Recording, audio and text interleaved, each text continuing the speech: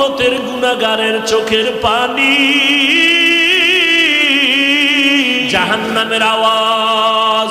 আল্লাহকে বলবে, আল্লাহ বেনামাজি গুলো কই? ও আল্লাহ, গুনাহগার গুলো আমার পেটে দাও, আমার পেটে ক্ষুধা। আল্লাহ বলে, জাহান্নাম অপেক্ষা কর, আমি আল্লাহ বিচারটা শেষ করে নেই। জাহান্নাম ফিরতে চায় না। আল্লাহ অর্ডার করবে, ফিরিস্তা জাহান্নামের গলায় 70,000 শিকল লাগাইয়া ধর, সামনে যেন আসতে না পারে, পেছনে ধরে রাখো। 70,000 শিকল লাগাইয়া, এক একটা শিকলের গোড়ায় 70,000 ফেরেশতা ধরে টানবে। জাহান্নামকে পেছনে ধরে রাখতে পারবে না।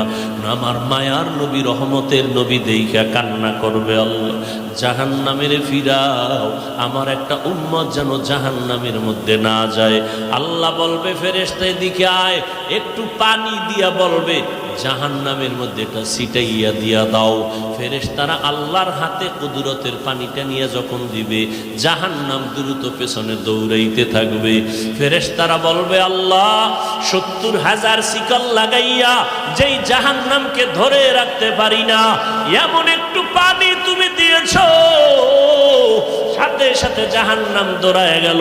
এটা কেমন বরকতের পানি? এটা কি কাউসারের পানি, নাকি জমজমের পানি, নাকি আবে হায়াতের পানি, না দুনিয়ার কোন সমুদ্রের পানি, বৃষ্টির পানি? আল্লাহ বলবেন, না না ফেরেশতারা, এটা ওই পানি না, হাউজে কাউসারের পানিও না, জমজমের পানিও না, এটা আবে হায়াতের পানিও না, এটা সমুদ্রের পানিও না, এটা বৃষ্টির পানিও না। আল্লাহ বলবে, ফেরেশতা এই পানি হলো আমার বন্ধু মুহাম্মদের উম্মতের গুনাহগারের চোখের পানি। আমার বান্দা মুহাম্মদের উম্মত গুনার কথা স্মরণ করে চোখের পানি ফেলেছে। ওই গুনাহগার উম্মতের চোখের পানির এত বরকত। আল্লাহ কয়, বেশি করে কান্না করো, কম কম হাসো। নবী বলেন, এক ফোঁটা চোখের পানি ছেড়ে কাঁদো। দুনিয়ার ঘরে আগুন লাগলে পানি ছাড়া যেমন ঠান্ডা করা যায় না, তোমার আমার গুনার কারণে জাহান্নামের আগুন কিন্তু চোখের পানি ছাড়া ঠান্ডা হবে না। ও যুবকেরা, ও বৃদ্ধ বাবাজিরা, ও পর্দার আড়ালের আম্মা জানেরা, দুনিয়াতে সূর্যের গরম সইতে পারি না। বিছানায় যখন ঘুমাইতে যাই, মশারি টানাইয়া ঘুমাই, মশায় কামড়াইলে ঘুমাইতে পারবো না।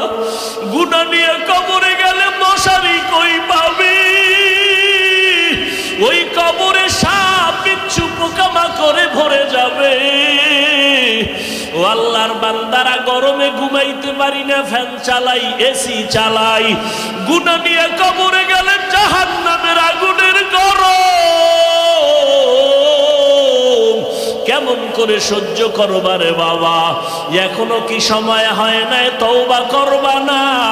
ওরে বান্দা, কয়দিন আর বাঁচবা? এখনো কি জাহান্নামের ভয় অন্তরে আসে না? ওরে মা বাবার শাস্তির ভয়ে যদি সন্তান কান্না করতে পারে, ওস্তাদের শাস্তির ভয়ে যদি ছাত্র কান্না করতে পারে, আমার মাওলার আযাবের ভয় কি কম? ওরে আল্লাহর বান্দা, আযাবের ভয়ে কেন চোখের পানি আসবে না? গুনার কারণে দিলটা পাথর বানাইছো, দিলটা পাথর হওয়ার কারণে চোখে পানি আসে না। মাওলারে মনে মনে ডাকো আর বলো, দয়ার মালিক দিলটা নরম বানায় দাও, কান্নাওয়ালা চক্ষু দান করো আল্লাহ। ও যুবক, তোমার মতো যুবক স্কুলে পড়ে, কলেজে পড়ে, 5 ওয়াক্ত নামাজি নাই। তুমি একটু চিন্তা করো, তুমি কেন পারো না?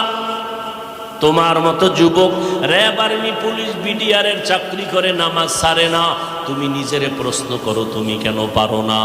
ও আল্লাহর বান্দা ও বৃদ্ধ বাবাজিরা, আপনাদের মতো কত বুড়া মানুষ যত কষ্ট হোক নামাজ ছাড়ে না, আপনি কেন পারেন না? ও পর্দার আড়ালের আম্মা জানেরা, আপনার কত কত বড় মা এই এলাকায় খুঁজলে দেখবেন 5 ওয়াক্ত নামাজ পড়ে, রাতের বেলা তাহাজ্জুদ পড়ে, সন্তানের জন্য দোয়া করে।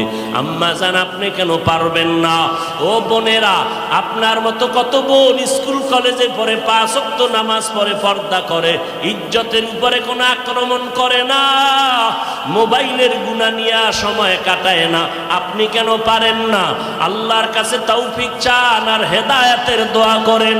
ও আল্লাহ, শয়তানের ধোঁকায় পড়ে গুনাহ করে ফেলেছি, গুনার কারণে হাত না পাক, চোখ না পাক, জিহ্বা না পাক, অন্তর না পাক। ও আল্লাহ, 1 সেকেন্ডের আযাব সইতে পারবো না, অতএব আজকে তওবা করে ফেললাম। ও আল্লাহর বান্দারা, মা বাবার দোয়া নিয়ে সামনে আগাও। এ যুবক, ওই মা বাবার দোয়া ছাড়া তুমি পরীক্ষায় পাশ করতে পারো নাই। মা বাবার চোখের পানি দোয়ার কারণে আজকে চেয়ারে বসলাম। মা বাবার দোয়া চোখের পানির কারণে তুমি টাকার মালিক, বাড়ি গাড়ির মালিক হয়েছো। ওই মা বাবার জন্য কি এক ফোঁটা চোখের পানি ছেড়ে দোয়া করতে পারবা না? যাদের মা বাবা বেঁচে আছে দোয়া নাও, মা বাবার দোয়া নিয়ে সামনে আগাও, ওলামায়ে কেরামের পরামর্শ নিয়ে আগাও। আল্লাহর কাছে মনে মনে তওবা করো আর বলো, আল্লাহ, সামনে আর গুনাহ করব না, নামাজ